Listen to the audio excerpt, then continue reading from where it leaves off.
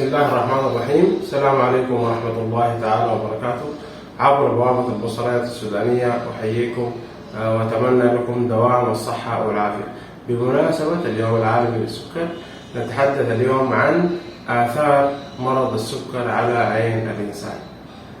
مرضى السكر يعانوا من مشاكل كثيرة جدا في عموم الجسم، ولكن يخصنا هنا أثر السكر على جزئين مهمين جدا من أجزاء عين الإنسان، وهم عدسة العين البلورية وشبكية العين.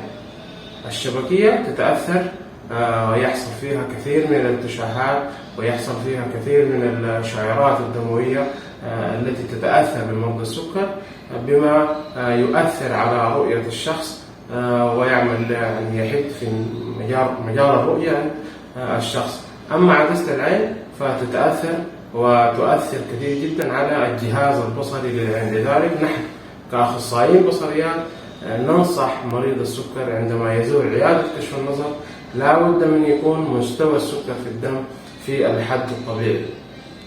إذا جاء مريض السكر وكان السكر عنده مرتفع فيؤثر ذلك سلبا على حدة الإبصار عنده، وغالبا يزيد من مستوى قصر النظر. والعكس صحيح، إذا حصل هبوط لمستوى السكر في الدم قد يؤدي إلى طول النظر. لذلك ننصح بأنه مريض السكر في حالة زيارته لكشف النظر لا بد أن يكون مستوى السكر في الحد الطبيعي على الأقل لمدة أسبوع. مع تمنياتنا لكم بدوام الصحة والعافية.